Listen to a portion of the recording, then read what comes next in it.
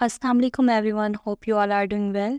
I am Mariam to discuss the topic about clinical psychology in biological basis of behavior, chapter 13, APSY 364. अब इसमें हम introduction to clinical psychology पढ़ेंगे, role of psychologist पढ़ेंगे और neuro psychology की assessment और techniques के बारे में डिस्कस करेंगे। सबसे पहले हम डिस्कस करेंगे introduction to clinical neuropsychology. सबसे पहले हम देख लेते हैं क्लिनिकल न्यूरोसाइकोलॉजी क्या है। ये एक ऐसी स्पेशलाइज्ड फील्ड है जिसका मेन फोकस है ब्रेन और बिहेवियर के रिलेशनशिप को स्टडी करना।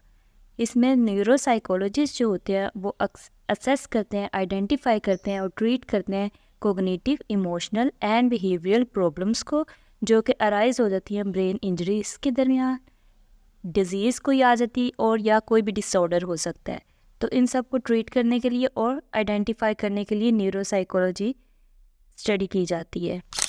नेक्स्ट आ जाता है रोल्स ऑफ न्यूरोसाइकोलॉजिस्ट। न्यूरोसाइकोलॉजिस्ट क्या रोल प्ले करता है क्लिनिकल साइकोलॉजी में?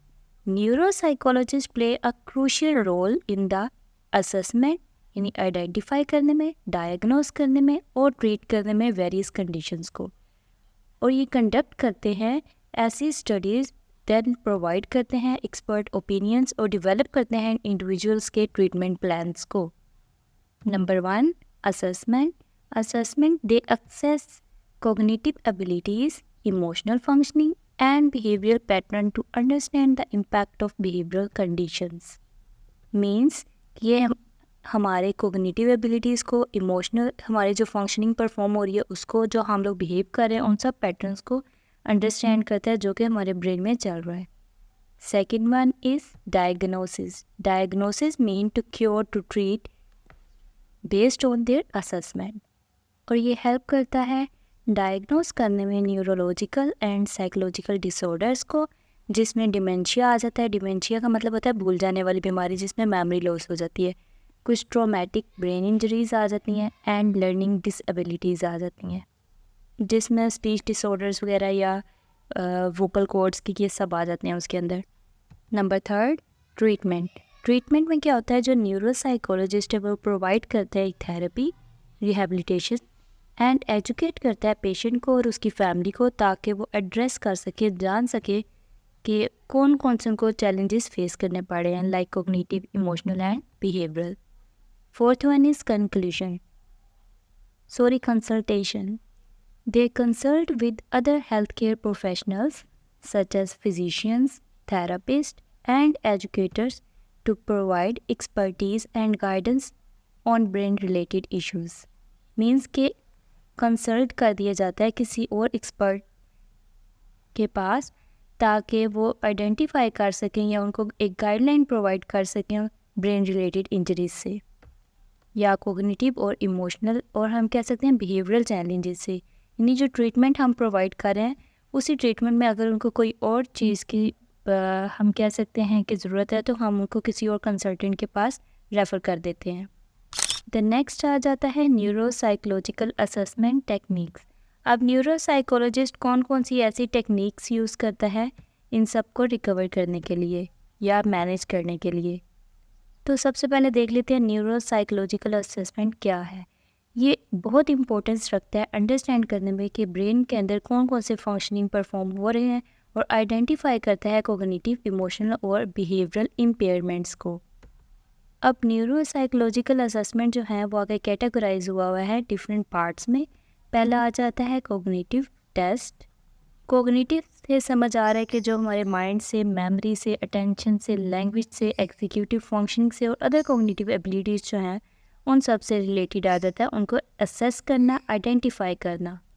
These test measure a person's ability to learn, retain information and solve problems. The next one is emotional and behavioral test. अब emotional से related आ जाते हैं, यानी emotional regulation आ गई, पर्सनैलिटी ट्रेट्स आ गए या बिहेवियरल पैटर्न्स आ गए, जो हेल्प करते हैं आइडेंटिफाई करने में डिप्रेशन को, एंजाइटी को और अदर मेंटल हेल्थ कंडीशंस को। Third one is neuro imaging. Techniques like MRI, fMRI provide detailed image of the brain, helping to identify structural abnormalities or changes in brain activity. Means के images के through हम ये check कर लेते हैं कि brain के अंदर कौन कौन सी एबनॉर्मलिटीज़ हैं, उसके स्ट्रक्चर्स को, और ब्रेन कौन कौन सी एक्टिविटीज़ परफॉर्म कर रहा है।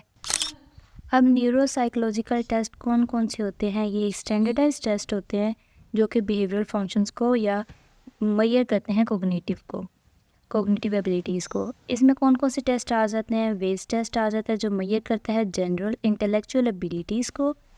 ट्रायल मेकिंग टेस्ट आ जाता है जो असेस करता है या आइडेंटिफाई करता है अटेंशन को, प्रोसेसिंग स्पीड को एंड एग्जीक्यूटिव फंक्शंस को। ROC फिगर आ जाता है। इसमें क्या होता है कि इवेल्युएट्स करता है विजुअल मेमोरी को, स्पेशल प्रोसेसिंग को एंड प्लानिंग एबिलिटीज़ को। बैक डिप्रेशन इन्वेंटरी टेस्ट आ जाता है जो कि एरन बैक ने दिया था, जो असेस करता है ऐसे सिम्टम्स को रिलेटेड डिप्रेशन। कोग्निटिव टेस्ट में कौन कौन से टेस्ट शामिल हैं? सबसे पहला आ जाता है मेमोरी टेस्ट जो आइडेंटिफाई करता है शॉर्ट टर्म और लॉन्ग टर्म मेमोरी को रिकॉल करने में एंड रिकॉग्निशन एबिलिटीज़ वगैरह को।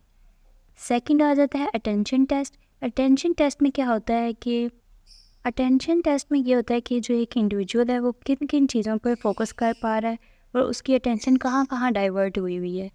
ये एक हमारे पास क्वेश्चनर सर्वे टाइप एक स्केल है जिसके अंदर डिफरेंट क्वेश्चंस दिए होते हैं पार्ट्स में, जो ये आइडेंटिफाई करते हैं कि जो एक इंडिविजुअल है वो कहाँ कहाँ उसकी अटेंशन डाइवर्ट हुई हुई है और सिलेक्टिव अटेंशन को आइडेंटिफाई कर लेता है। The third one is executive function test. इसमें क्या होता है? इवेल्युएट करता है प्लानिंग को, ऑर्गेनाइजेशन को, प्रॉब्लम सॉल्विंग को एंड डिसीजन मेकिंग स्किल्स को।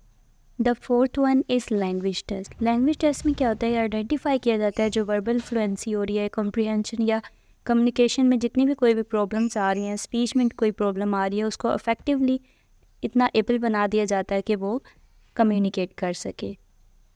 नेक्स्ट आ जाता है इमोशनल टेस्ट। इमोशनल टेस्ट में कुछ टेस्ट इन्वॉल्व है जैसे कि बैक डिप्रेशन इन्वेंटरी जो कि एरन बैक ने दिया था।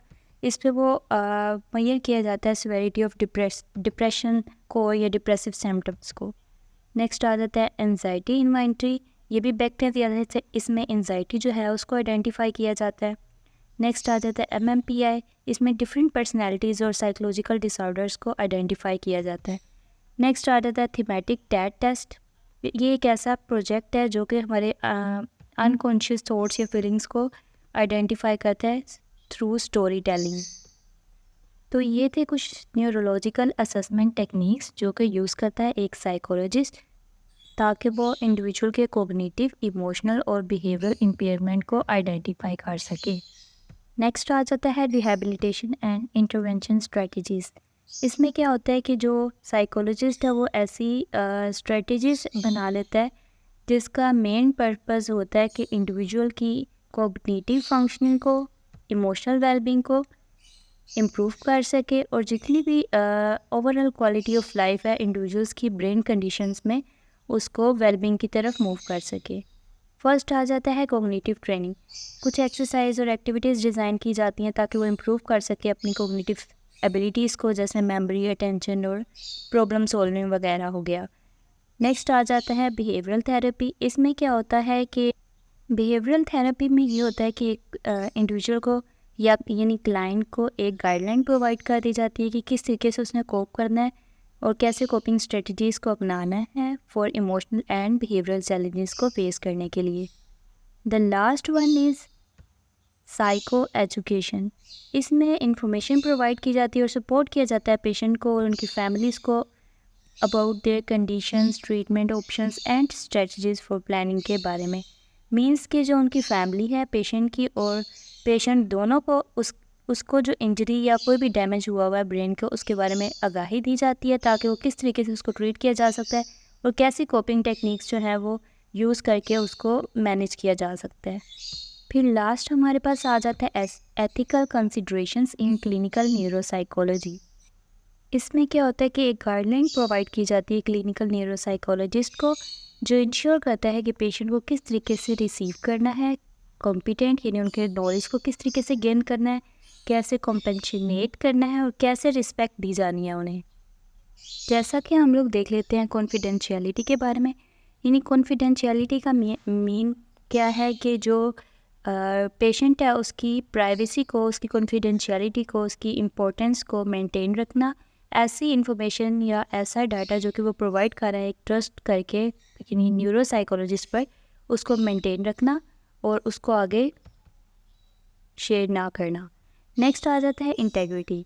इंटेग्रिटी मीन कि जो न्यूरो साइकोलॉजिस्ट या प्रैक्टिशनर कह सकते हैं वो मेंटेन रखी एक ऑनेस्टी का स्टैंडर्ड या प्रोफेशनल कॉन्डक्ट, यानी जो उसका और क्लाइंट के दरमियान एक ऑनेस्टी और इक्वालिटी या ट्रस्ट वर्दी कायम है, उसको मेंटेन रखना।